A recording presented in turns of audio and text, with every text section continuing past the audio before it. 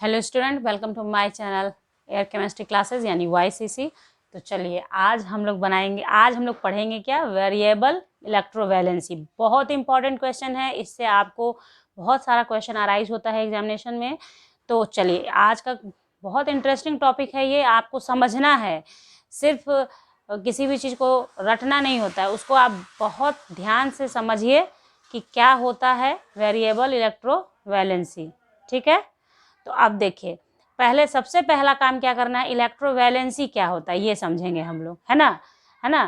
तो इलेक्ट्रोवैलेंसी किसे कहते हैं, आप लोग जानते हैं कि जब कोई एलिमेंट इलेक्ट्रॉन का लॉस या गेन करता है टू कंप्लीट देयर ऑक्टेट, तो उसको कहते हैं क्या, उसका इलेक्ट्रोवैलेंसी।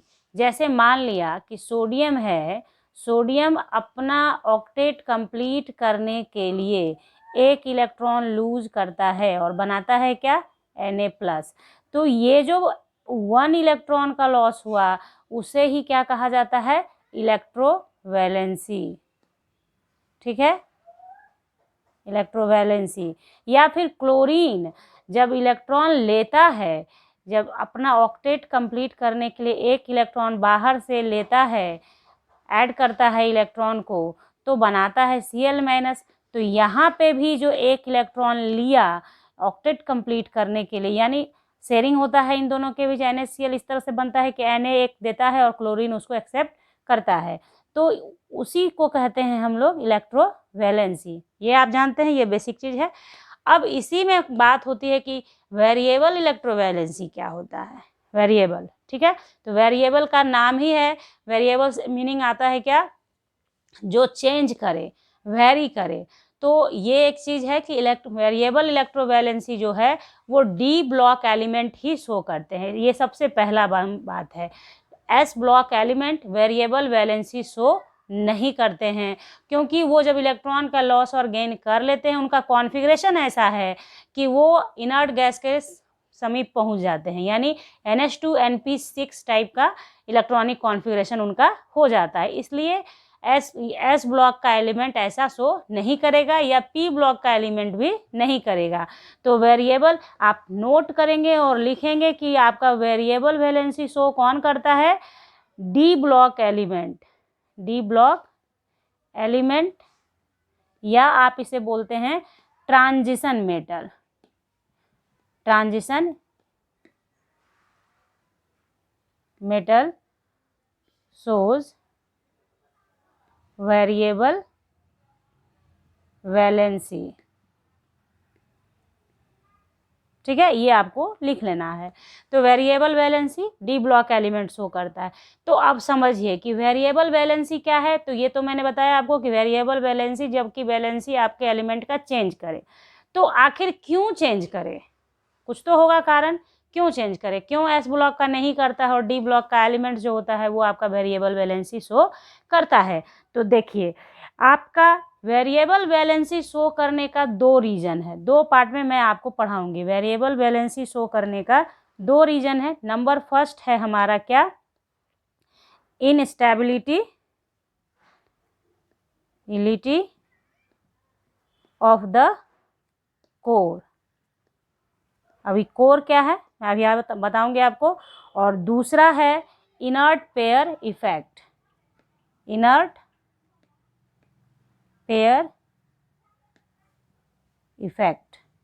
ये दोनों बहुत इंपॉर्टेंट है, केमिस्ट्री में जगह जगह इसका इस्तेमाल होता है। बहुत सारे ऐसे इफेक्ट हैं जिसके बारे में पढ़ने के लिए इन दोनों का नॉलेज होना आपके पास बहुत ज़रूरी है।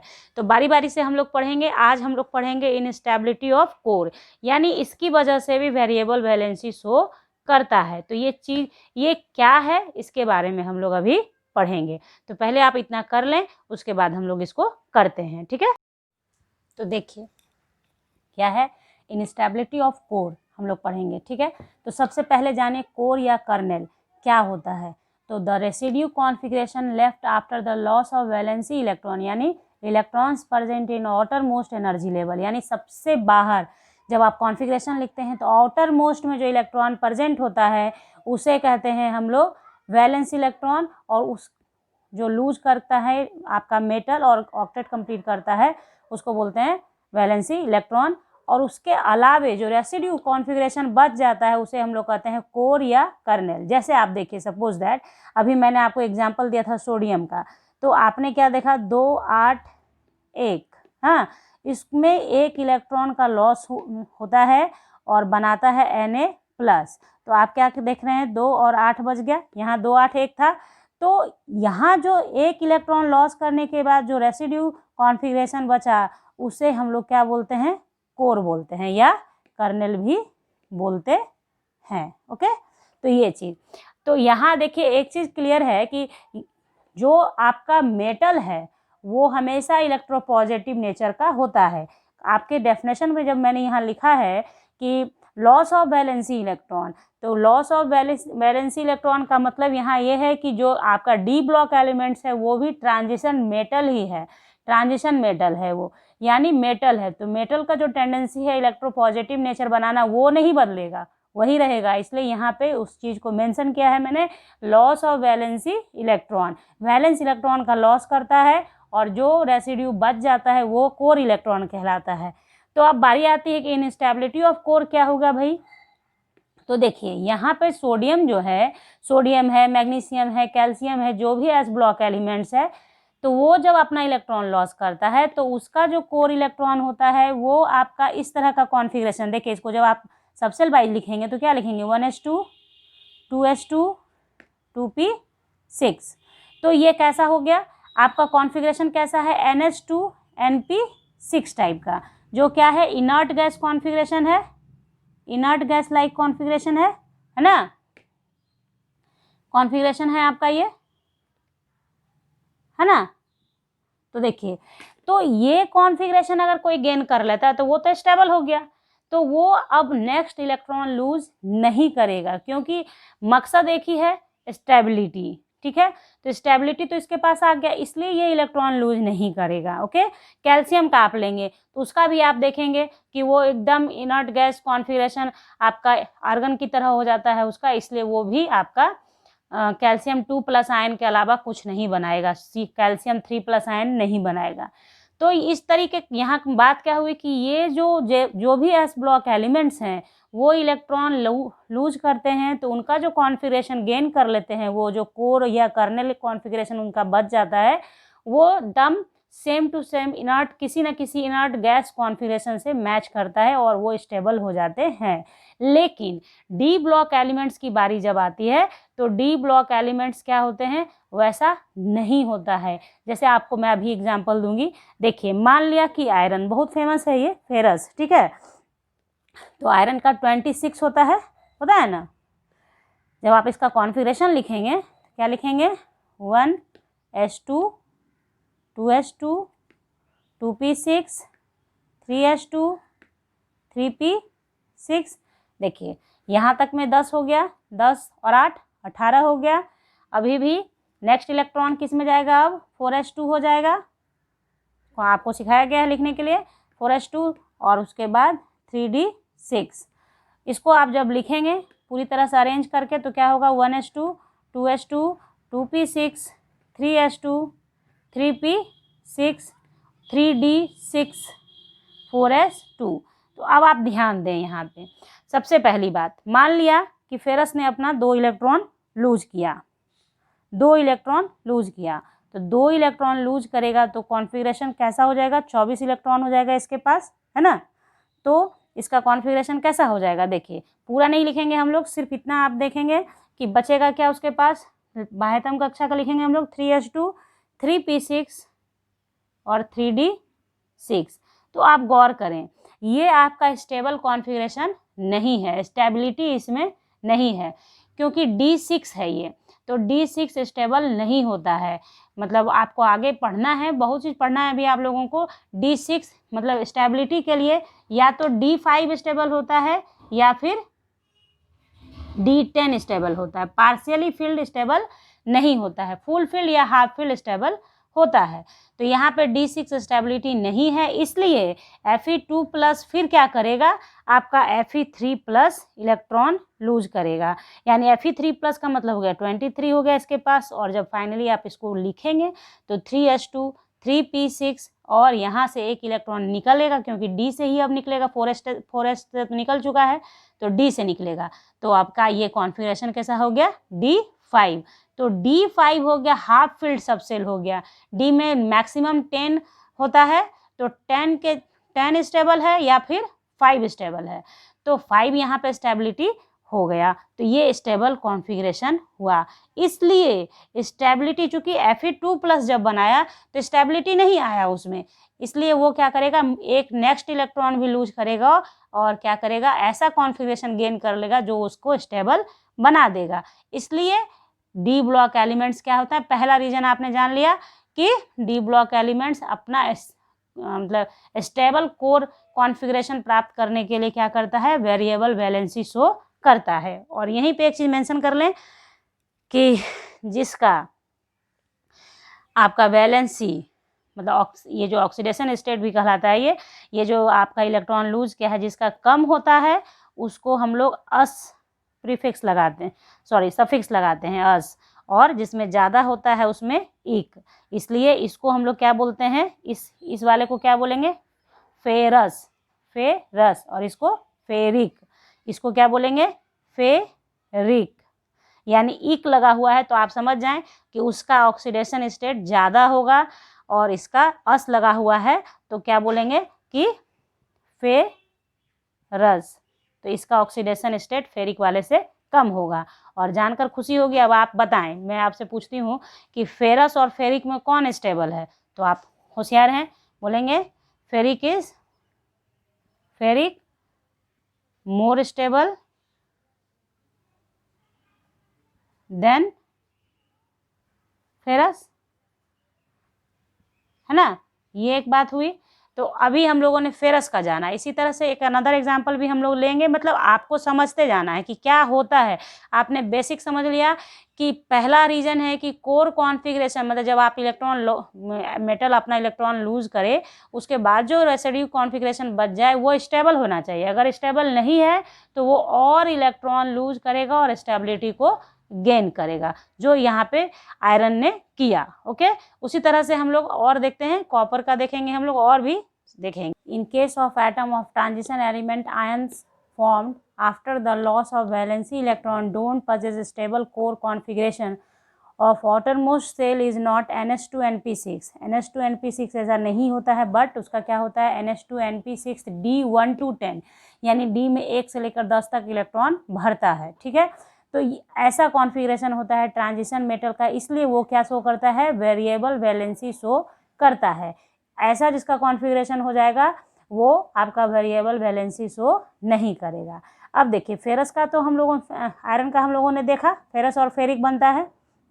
अब देखिए हम लोग कॉपर का देखेंगे। तो कॉपर का कितना होता है, 29। तो 29 है, आप इसको लिखिए configuration, 1s2 2s2 2p6 3s2 3p6। तो देखिए कंटिन्यू लिखिए इसे, 1s2 2s2 2p6 3s2 3p6 4s2 करेंगे, 20 हो गया, तो फिर 3d9। ठीक है, ऐसा होता है। लेकिन यहाँ पे एक एक्सेप्शन है कि इसमें से एक इलेक्ट्रॉन ट्रांसफ़र किया जाता है इसमें, ताकि स्टेबल कॉन्फ़िगरेशन गेन करने के लिए। तो 1s2 2s2 2p6 3s2 3p6 और हो जाता है क्या आपका 3d10, चूँकि इससे एक इलेक्ट्रॉन इसके पास चला गया, और 4s1 होता है इसका कॉन्फ़िगरेशन, स्टेबल कॉन्फ़िगरेशन। ठीक है, तो आप देखिए यहाँ पे क्या होगा, Cu+ चार्ज बनाएगा। ठीक है, तो एक इलेक्ट्रॉन यहाँ से निकल जाएगा, तो कितना यहाँ बचेगा, 28 इलेक्ट्रॉन बचेगा। ठीक है, तो क्या हो गया, 1s2, आप देखिए इसको लिखिए, 1s2 2s2 2p6 3s2 3p6 3d10, इतना बच गया। ठीक है, अब देखिए, अब यहाँ पे क्या है, समझिए इसको, यहाँ ये स्टेबल कॉन्फ़िगरेशन है क्योंकि डी के पास भी पूरा है, पी के पास भी पूरा है, एस के पास भी पूरा है, लेकिन फिर भी कॉपर जो होता है Cu2+ बनाता है। क्यों बनाता है अब समझिए, यहाँ पे एक और रीजन काम करेगा। होता क्या है, आपका इलेक्ट्रॉन लूज हो रहा है, ठीक है, इलेक्ट्रॉन लूज हुआ, लेकिन अब जो न्यूक्लियर चार्ज है यानी जो प्रोटॉन, न्यूक्लियर चार्ज मतलब न्यूक्लियस में जो चार्ज होता है, यानी कहने का अर्थ हुआ प्रोटॉन जो होल्ड करता है आपके इलेक्ट्रॉन को, यानी प्रोटॉन अट्रैक्ट करता है इलेक्ट्रॉन को, इसलिए इलेक्ट्रॉन अपने ऑर्बिट में मूव करता है, रिवॉल्व करता रहता है। समझ में आ रही बात? तो प्रोटॉन जो यहाँ पे है आपका, कि प्रोटॉन, जितना प्रोटॉन यहाँ पे है वो पूरे इलेक्ट्रॉन को होल्ड नहीं कर पाता है आसानी से, यानी न्यूक्लियर चार्ज जो है यहाँ पे वो नॉट सफिशिएंटली स्ट्रॉन्ग होता है to hold the electron present in outermost shell. Outermost में जितने इलेक्ट्रॉन जो प्रेजेंट है उसको वो स्ट्रांगली होल्ड नहीं कर पाता है, जिसके कारण इलेक्ट्रॉन और लूज करेगा कॉपर, यानी ये Cu2+ बनाएगा और आपके पास यहाँ क्या हो जाएगा 27 होगा। तो ये सब कुछ सिमिलर रहेगा आपका, सिर्फ यहाँ पे क्या हो जाएगा 3s2 3p6 और 3d9 होगा।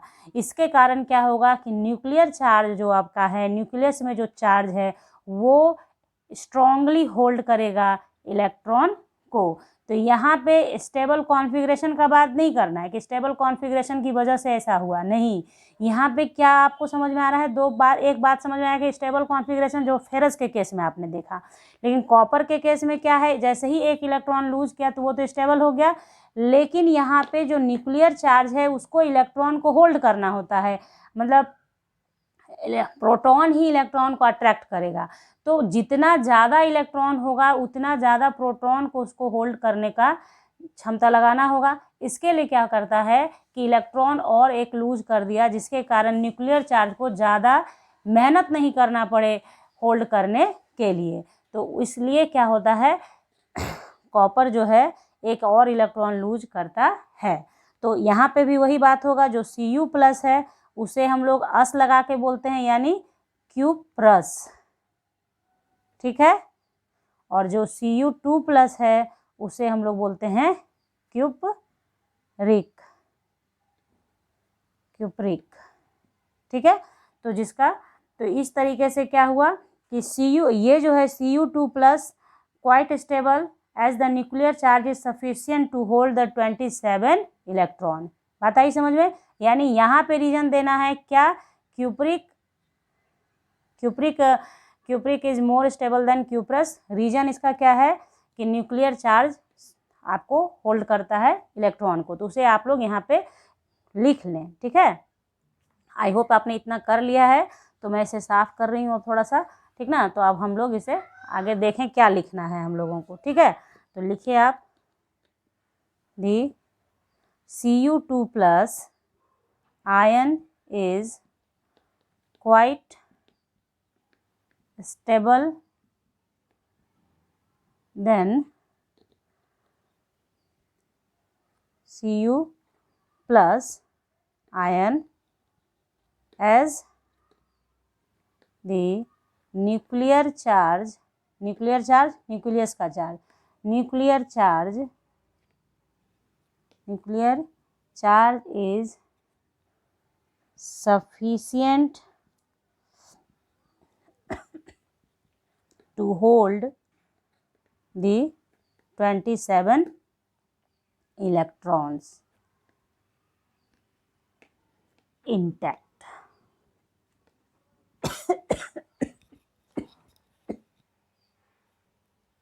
तो ये आप लोग इतना लिख लें और समझ लें, ठीक है। तो अब हम लोग अनदर एग्जाम्पल्स देखेंगे, कुछ अलग एग्जाम्पल भी हम लोग देखेंगे, ठीक है ना।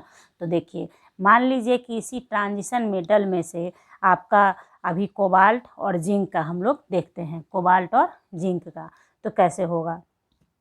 तो देखिए आप, कोबाल्ट है, कोबाल्ट का कितना होता है 27 होता है, तो 1s2 2s2 2p6 3s2 3p6 आपका 4s2 हो जाएगा और 3d, चूँकि 27 है तो यहाँ 7 हो जाएगा।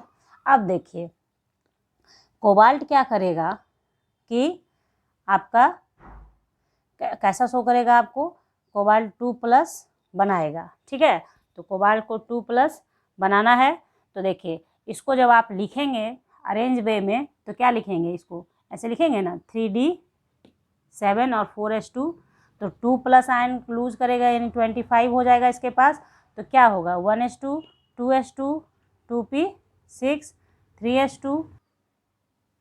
ठीक है, तो देखिए कोबाल्ट 2+ आयन तो बनेगा। Cobalt 2+ ion can't be easily converted into CO3+ ion as nuclear charge sufficient to hold the 25 electrons intact। बात आई समझ में, जो बताया उसका ये एग्जाम्पल है। ठीक है, उसके बाद देखिए जिंक 30 होता है, उसका जब आप कॉन्फ़िगरेशन पूरा लिखेंगे तो आपका बनेगा 1s2 2s2 2p6 3s2 3p6 3d10 पूरा भर जाएगा इसमें, और आपका 4s2 भी रहेगा। ठीक है, ये आपका 30 का हो गया। ठीक है ना, यहाँ देखिए 4s2 तक 20 होता है और d10 तो 30 हो गया। तो अब देखिए जिंक जब Zn2+ बनाएगा यानी यहाँ क्या हो जाएगा कॉन्फ़िगरेशन, इलेक्ट्रॉन कितना बचेगा 28। तो जब आप ये सारा कुछ तो सेम चलेगा यहाँ तक, और आपका बचेगा क्या 4s2, 2 इलेक्ट्रॉन निकल गया। तो यहाँ पे लास्टली आपका कितना बचेगा, देखिए कॉन्फ़िगरेशन कैसा आएगा आपके पास 3s2 3p6 outer most configuration है 3d10। ठीक है, तो यहाँ पे अब देखिए क्या है, यहाँ जिंक के केस में क्या है, एक तो स्टेबल भी कॉन्फ़िगरेशन भी हो गया इसका। ठीक है, और दूसरी बात कि न्यूक्लियर चार्ज जो है, इसका जो न्यूक्लियर चार्ज कितना है इसके पास 30 है, और आपका जो 28 बना तो इलेक्ट्रॉन 28 हो गया और न्यूक्लियर चार्ज कितना हो गया। न्यूक्लियर चार्ज नहीं बदलता है, आप इस बात को समझें। न्यूक्लियर चार्ज का मतलब है प्रोटॉन, तो प्रोटॉन का लॉस और गेन तो होता नहीं है, प्रोटॉन तो एज इट इज़ है, इलेक्ट्रॉन निकल रहा है। तो यहाँ आपने देखा कि जब Zn+2 आयन 28 इलेक्ट्रॉन हो गया इसके पास बनने के कारण, तो इसका एक तो स्टेबल कॉन्फ़िगरेशन बना लिया। ठीक है, इसका क्या हुआ, एक तो आपका हो गया कि स्टेबल कॉन्फ़िगरेशन है। ठीक है, क्योंकि Zn3+ आयन नहीं बनाता है, उसके बारे में यहाँ बताया जा रहा है। तो ये क्या है, एक तो हो गया कि स्टेबल कॉन्फ़िगरेशन नंबर फर्स्ट, और दूसरी बात कि न्यूक्लियर चार्ज आपका जो है वो सफिशिएंट है टू होल्ड द इलेक्ट्रॉन। यानी कि जो न्यूक्लियर चार्ज है, न्यूक्लियर चार्ज आप जानते हैं किसी भी न्यूट्रल एलिमेंट में जितना इलेक्ट्रॉन होता है उतना ही प्रोटॉन होता है, तभी वो न्यूट्रल होता है। लेकिन इलेक्ट्रॉन लॉस ऑफ इलेक्ट्रॉन कहते हैं हम लोग, इलेक्ट्रॉन लॉस हो गया लेकिन प्रोटॉन की संख्या तो सेम रह गई। तो यहाँ पे 30 इलेक्ट्रॉन है, 30 प्रोटॉन रह जाएगा जिंक के पास, और इलेक्ट्रॉन घट के 28 हो गया। तो 30 इलेक्ट्रॉन 28 इलेक्ट्रॉन को अपने से होल्ड करके रख सकता है। तो यहाँ पे आप समझ गए कि क्या हो जाएगा, nuclear charge sufficient to hold the 28 electrons. ठीक है, तो यहाँ पे दोनों बातें आप समझ गए। तो यहाँ आपने क्या देखा कि transition metal variable valency show करता है due to their instability core configuration. Core configuration उसका इनस्टेबल होता है, तो उसमें दो बातें बताएगी। एक तो पहला कि स्टेबल कॉन्फ़िगरेशन गेन करना चाहता है।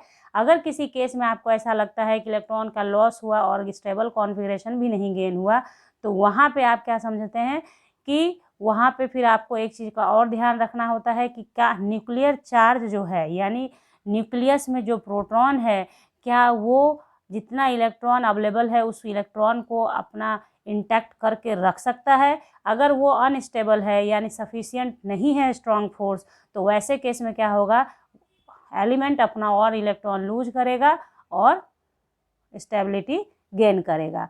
तो दो रीजन था यहाँ पे जो एक्सप्लेन किया गया आपको। कोबाल्ट और जिंक के केस में आपने देखा कि क्या है, कोबाल्ट 2+ तो बना लेगा, जिंक 2+ बनाएगा, आगे ये फर्दर इलेक्ट्रॉन लूज नहीं करेगा। यानी जिंक के केस में क्या होगा, वेरिएबल वैलेंसी शो नहीं होगा। कोबाल्ट के केस में आपको वेरिएबल वैलेंसी शो होता है लेकिन कुछ एजेंट के प्रेजेंट में होता है, तो वो आप बाद में देखेंगे। लेकिन कुछ ट्रांजिशन मेटल ऐसे भी हैं जिनका वेरिएबल वैलेंसी नहीं आता, जैसे कि जिंक। ठीक है, तो ये हुआ एक केस हम लोगों ने पढ़ा वेरिएबल इलेक्ट्रोवैलेंसी के लिए। अब हम लोग पढ़ेंगे इसके साथ ही इनर्ट पेयर इफेक्ट। तो बहुत इंपॉर्टेंट है inert pair effect. Inert pair effect की वजह से कैसे कैसे काम होता है, बहुत थ्योरी पढ़ने में मज़ा आएगा आपको। तो वो हम लोग अगले वीडियो में पढ़ेंगे। तब तक आप इस इनस्टेबिलिटी ऑफ कोर इलेक्ट्रॉन से रिलेटेड अगर कोई प्रॉब्लम दिमाग में आता है आपके पढ़ने के बाद, तो उस प्रॉब्लम को शेयर कीजिए कमेंट बॉक्स में, फिर मैं उसे सॉल्व करूँगी। उसके बाद हम लोग आगे बढ़ेंगे। क्योंकि देखिए, जब तक किसी एक टॉपिक का प्रॉब्लम आपका दूर नहीं होता है, कुछ बातें आपके समझ में नहीं आती हैं, तो आगे की बात को समझना और भी मुश्किल हो जाता है। तो चलिए, आई होप कि आप लोग ज़रूर कमेंट करेंगे, लाइक करेंगे मेरे वीडियो को। तो मेरे चैनल को सब्सक्राइब करके बेल आइकन को प्रेस कर लीजिए, ताकि वीडियो जैसे ही आपके पास मैं डालूंगी, अपलोड करूंगी, तो नोटिफिकेशन आप तक पहुंचेगा। अपने दोस्तों के साथ भी शेयर कर दें, लाइक कर दें बच्चों। मिलेंगे हम लोग अब नेक्स्ट वीडियो में। तब